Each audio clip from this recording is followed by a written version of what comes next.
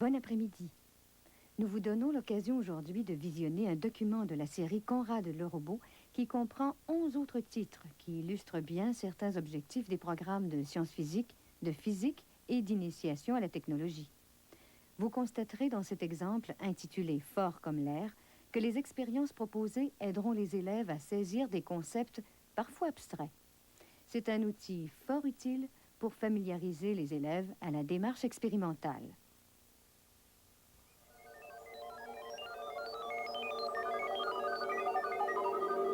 Je suis Conrad, le célèbre robot. Voici mes jeunes amis et la cuisine où nous évoluons. Quant à mon savoir, il est infini, puisque je parle toutes les langues du monde. Voici mon assistante. Elle travaille dans le laboratoire d'à côté.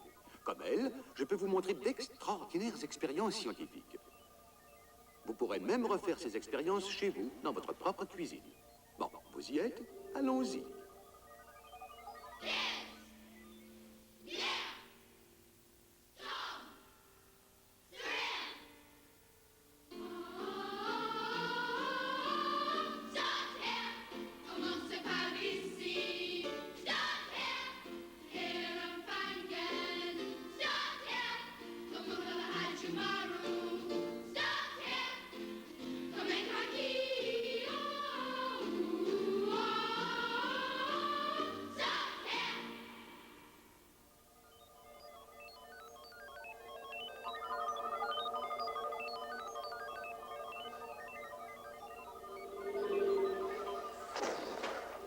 Que la fête commence.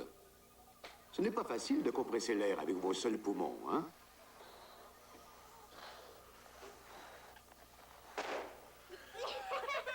Un drôle de truc, l'air. Nous allons nous pencher sur cette question aujourd'hui. On ne voit pas l'air, mais il est présent. Et on peut le prouver. Il n'y a rien dans ce verre renversé, apparemment. Rien sauf de l'air. Ce n'est donc pas un verre vide.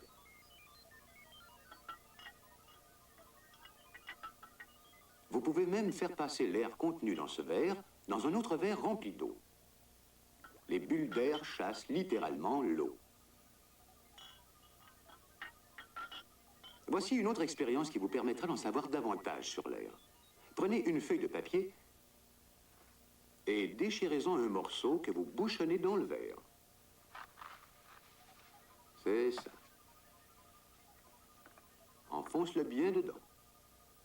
Retourne le verre et plonge-le dans le bocal à poisson. Enfonce-le bien au fond. Parfait.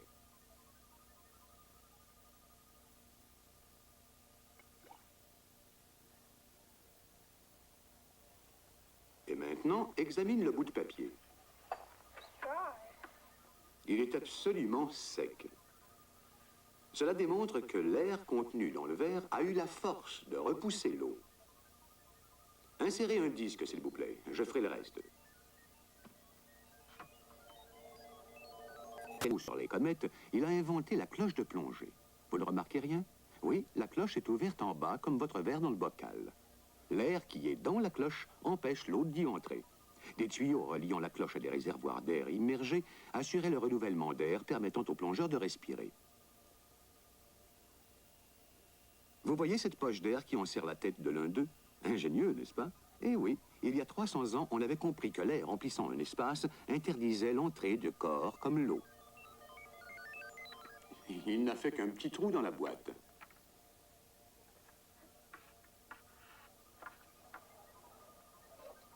La pression de l'air empêche le liquide de couler.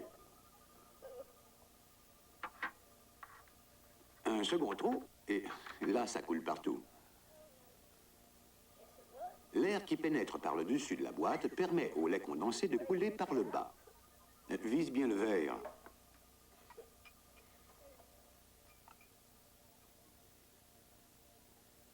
Tom, que va-t-il se produire si tu bouches le trou du dessus avec un doigt? Oui? L'écoulement du lait est interrompu car l'air ne peut plus entrer. On peut démontrer ce phénomène de façon plus évidente encore. 2 trous ont été percés dans le couvercle de ce pot de confiture. On bouche le trou de droite avec de la pâte à modeler et on insère un entonnoir rempli d'eau dans le trou de gauche. Mets quelques gouttes de colorant dans l'eau de l'entonnoir pour mieux voir ce qui va se produire.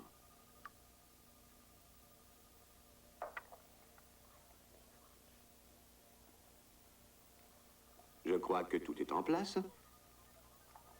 Vas-y, Pierre.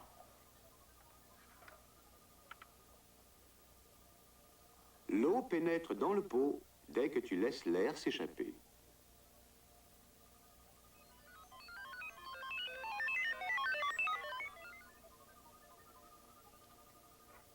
Voici un autre moyen de matérialiser l'énorme pression que l'air exerce sur vous. Comme je vous l'ai souvent dit, il faut être très prudent lorsqu'on... Mets-la dans le récipient d'eau. À présent, recouvre-la avec un verre et regarde ce qui va se passer.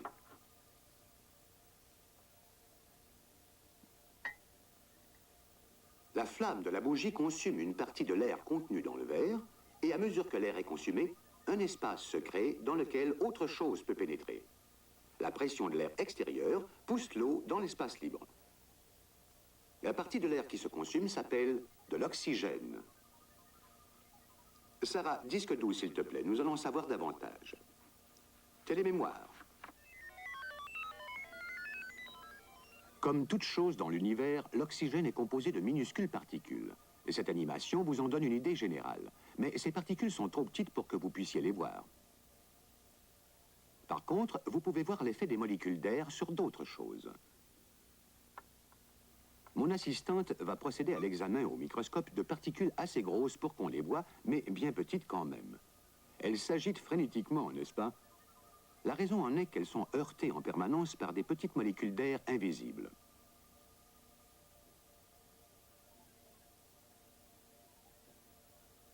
Il y a 200 ans, un savant nommé Priestley a effectué des travaux sur la composition de l'air.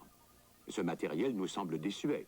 Mais c'est avec ça qu'il découvre que l'air contient 20% d'oxygène, le gaz permettant la combustion. Tout le reste est composé d'un autre gaz, le nitrogène. L'oxygène n'a pas pour seule propriété d'assurer la combustion. Pour commencer, les hommes et les animaux ne pourraient vivre sans lui. Un récipient d'eau et 2 cubes de bois vont nous permettre de réaliser l'expérience suivante. C'est ça, Tom. Verse un peu de limaille de fer dans ce verre humide. Pas trop.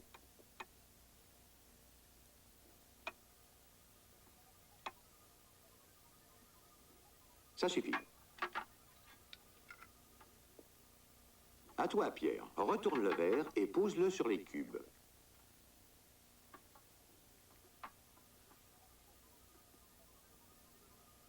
Et maintenant, attachez vos ceintures parce que je vais accélérer le temps. Regardez ce qui est arrivé à la limaille de fer. Elle a changé de couleur. Elle est devenue d'une teinte qui porte le même nom que le phénomène, rouille. Et oui, la limaille a rouillé.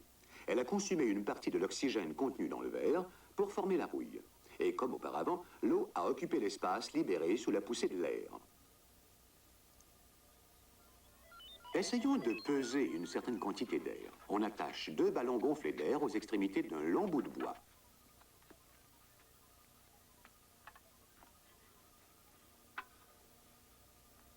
Trouvez le point d'équilibre de l'ensemble. Vas-y, Pierre, c'est toi qui as les pinces. L'extrémité la plus lourde s'abaisse, en l'occurrence, celle où est accroché le ballon plein d'air. Il va de soi que mon assistante peut effectuer ces mesures avec plus de précision. On a fait le vide dans le flacon qu'elle est en train de peser. Poids du flacon vide, 489 grammes. Si l'on ouvre la soupape permettant à l'air de pénétrer, on constate que le flacon pèse 490,2 grammes. Le poids a augmenté d'1,2 g. Et pourtant, ce flacon n'est pas très volumineux.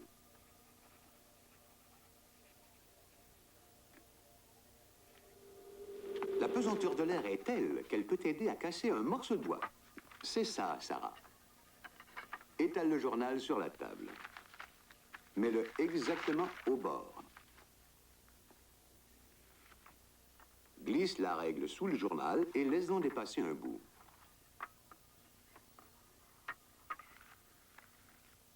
À toi de jouer, Léa. Vas-y, frappe fort.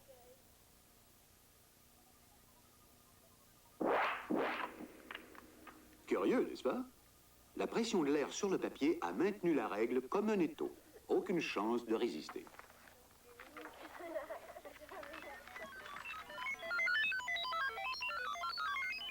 L'histoire se passe au XVIIe siècle. Otto von Guericke, le maire d'un petit village, décide d'évaluer quelle force la pression de l'air peut posséder. Il fabrique 2 cuvettes de cuivre, des hémisphères, et invite les villageois à venir voir ce qui va se passer. Un événement historique, permettez-moi de vous le dire.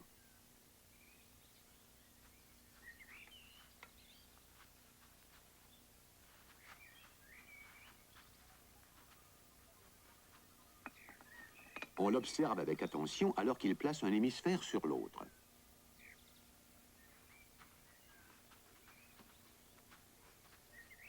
Il le pose sans le fixer. Puis il demande à l'un de ses assistants de vider l'air de la sphère avec une pompe. Qu'est-ce qui se produit? La pression de l'air extérieur maintient les 2 hémisphères l'un contre l'autre. Ce n'est pas tout. Il compose 2 attelages de chevaux, de solides chevaux de labour, et il les pousse à tirer en sens opposé.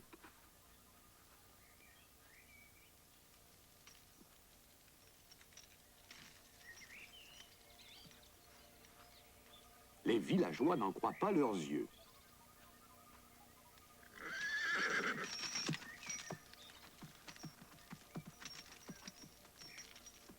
En dépit des efforts qu'ils déploient, les chevaux ne parviennent pas à séparer les 2 hémisphères. La seule chose qui les colle l'un à l'autre, c'est la pression de l'air poussant sur la surface externe de chaque hémisphère. Et bien entendu, il a suffi d'insuffler de l'air dans la sphère pour qu'elle se sépare en 2. J'aurais aimé être là, rien que pour voir la tête de tous ces braves spectateurs. Ah, vous connaissez tous la légende de Guillaume Tell, n'est-ce pas? Ne vise pas trop bas.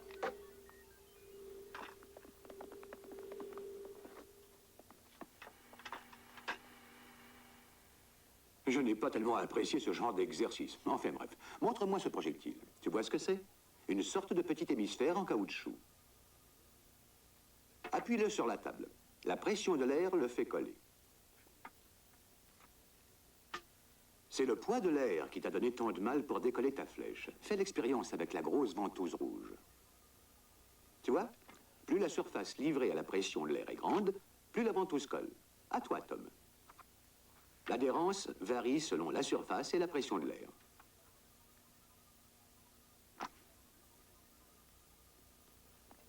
Voici l'une de mes expériences préférées. Quelques œufs mollets, un peu d'eau bouillante et nous sommes prêts. Verse l'eau dans le récipient en faisant attention, c'est chaud. Ça devrait aller. À présent, mets la bouteille vide dans l'eau bouillante. C'est ça. Attends une seconde et pose un œuf sur le goulot. Parfait. À présent, mets la bouteille dans l'eau froide.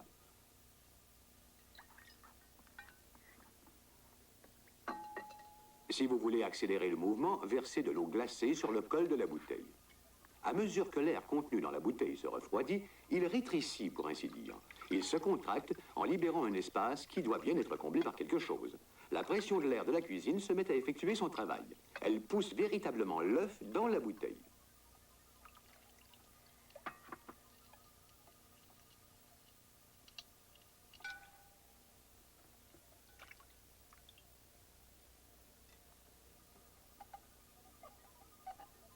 On peut faire autrement en mettant des allumettes enflammées dans la bouteille et l'œuf par-dessus. L'oxygène libère de l'espace en brûlant et la pression de l'air à l'extérieur... Il n'y a pas à dire, c'est l'une de mes expériences préférées. La force de l'air est si... Mais qu'est-ce que vous mijotez? Heureusement, j'ai un œil de verre renforcé. À vous les filles, remplissez le verre à ras-bord, s'il vous plaît. Posez la carte postale dessus et retournez le tout. Tu peux enlever ta main. Voilà. La carte postale est maintenue si fermement par la pression de l'air qu'aucune goutte d'eau ne peut s'échapper.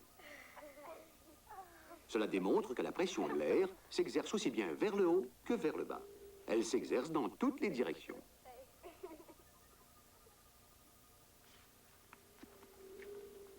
Il y a un autre moyen de mettre cette force en lumière. Remplis la bouteille, Léa. Elle est pleine. Retourne-la et maintiens le col sous la surface de l'eau. Vous voyez, l'eau reste dans la bouteille.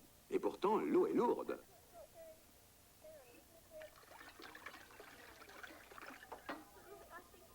C'est la pression d'air s'effectuant sur la surface de l'eau du récipient qui maintient l'eau dans la bouteille.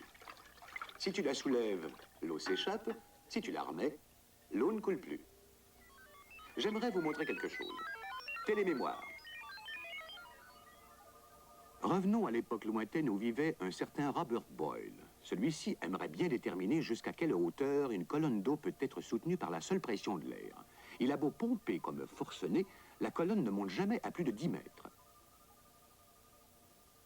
Un Italien, Evangelista Torricelli, tente alors la même expérience, mais en remplaçant l'eau par du mercure. Sachez que la densité du mercure est 13 fois supérieure à celle de l'eau. Nous allons nous téléporter dans le laboratoire pour avoir une meilleure vision de cette expérience. Mon assistante remplit un tube d'1 mètre de haut de mercure. Elle porte des gants spéciaux car le mercure est un produit extrêmement nocif. Regardez bien. Elle bouche l'extrémité du tube avec son doigt, puis elle le place à l'envers dans un récipient contenant aussi du mercure. C'est un peu ce que vous avez fait avec la bouteille d'eau il y a quelques instants. Devinez ce qui va se produire quand elle va retirer son doigt. Non, la colonne ne se vide pas. Nul doute qu'une force maintient le mercure en place. Oui, la pression d'air s'exerçant sur la surface du récipient empli de mercure suffit à maintenir le niveau dans la colonne. La hauteur du mercure dans la colonne indique ce qu'on appelle la pression atmosphérique. Revenons en 1648. Un groupe de savants français part en montagne avec une colonne de mercure. Ils s'aperçoivent que plus ils montent, plus la pression atmosphérique diminue. Les alpinistes d'aujourd'hui s'équipent parfois d'appareils respiratoires, étant donné que plus ils montent, plus l'air se raréfie. Il y a si peu d'air au sommet de l'Everest, qui culmine à près de 9000 mètres, que la pression de l'air serait tout juste capable de maintenir une colonne de mercure à 4 ou 5 cm.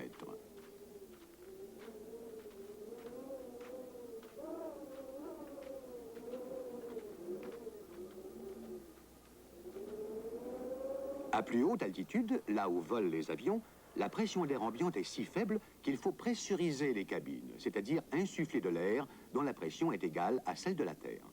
Sans cette précaution, les passagers ne seraient pas là en train de bavarder confortablement.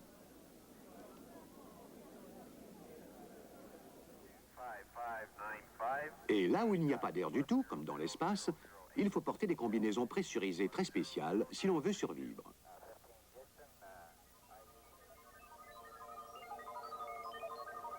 Je crois que mon assistante aimerait vous montrer quelque chose. Non, elle ne gonfle pas le ballon, elle vide l'air du bocal. À mesure que la pression d'air dans le bocal diminue, l'air se dilate dans le ballon jusqu'au moment où nous serions broyés par une trop forte pression d'air, tout comme par une trop faible, mais ne pensons pas à ce genre de choses. Télémémoire.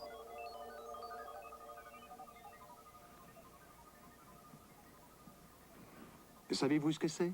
Un autre genre de ballon, un ballon météorologique. Il est gonflé à l'hélium, un gaz plus léger que l'air, ce qui lui permet de s'élever dans le ciel. À mesure qu'il s'éloigne de la Terre, la pression de l'air diminue et l'hélium se dilate pour remplir le ballon.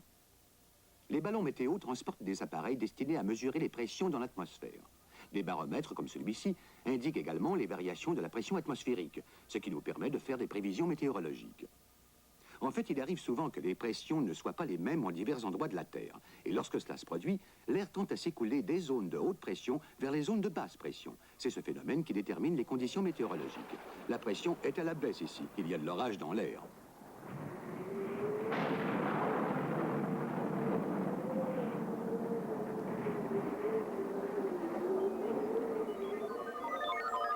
Ah, très bien, Pierre. Mets un peu d'eau dans ce bidon. Assure-toi d'abord qu'il est vide et parfaitement propre. C'est très important. Ne visse pas le bouchon, c'est également très important.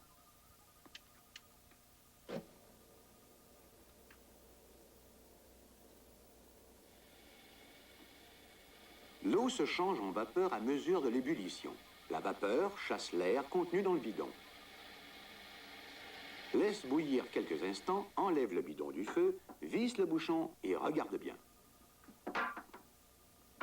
Vous vous souvenez qu'il reste très peu d'air dans le bidon étant donné que la vapeur en a chassé la plus grande partie.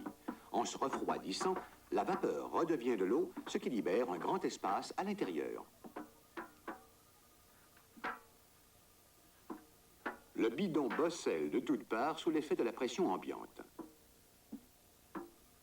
Je vous ai bien dit que la force de l'air était considérable, non? Nous ne subissons pas le même sort que ce bidon parce que l'intérieur de notre corps est à la même pression que l'air ambiant. L'une compense l'autre. Heureusement. Intéressant, hein, Léa? Il faut du souffle, hein? Vas-y. Souffle encore. Continue. Et voilà, tu l'as soulevé. En fait, une légère augmentation de la pression dans un grand volume comme ce ballon suffit à produire une force élévatrice importante. Si vous y réfléchissez, nous faisons souvent appel à la pression de l'air dans la vie quotidienne.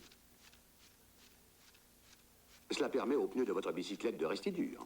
On compresse l'air en le pompant jusqu'au moment où la pression à l'intérieur de la chambre à air est supérieure à la pression ambiante. Il vous faudra une grosse selle en mousse sans le soutien de l'air comprimé. Télémémoire.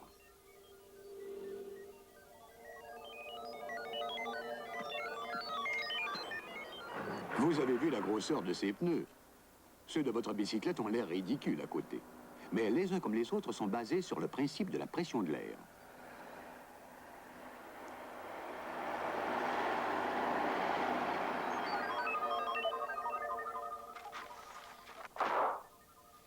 Brillante démonstration de la force de l'air, Pierre. Ça ne te fait pas ding-ding dans les oreilles? Pourquoi pas fabriquons une arme à air comprimé? Exerce une pression, Tom. La pression intérieure va augmenter et tu pourras tirer un projectile en pâte à modeler.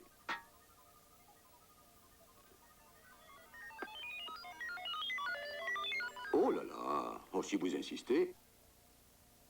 Attendez mon commandement. Prêt? En avant. Demi-tour, on joue, feu! Il existe bien d'autres utilisations de la force de l'air. Voici un autre moyen de la mettre à l'épreuve. Télémémoire. Il s'agit de l'un des tout premiers aéroglisseurs. Vous le voyez se déplacer sur un coussin d'air.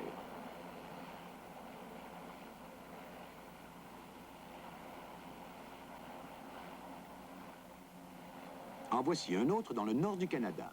Regardez-le évoluer.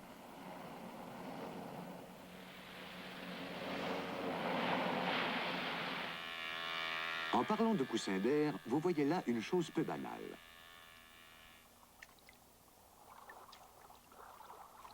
Cet appareil plane sur un mince coussin d'air situé juste à la surface de l'eau. Bien, vous avez l'air d'avoir tout ce qu'il faut pour construire des fusées à air comprimé. Oui, des ficelles sont indispensables. Elles détermineront la trajectoire des fusées, ce qui leur évitera de virevolter dans toute la pièce. Coulissez une paille autour de la ficelle pour faciliter le glissement. Attachez les fusées aux pailles. On peut tout faire avec des ballons. Monte la pression de l'air, Pierre. C'est le carburant de ta fusée. Vérifie si les nœuds sont bien serrés. Réglage de dernière minute. Les fusées sont bien assujetties à leur guide. Formidable. À vous les filles.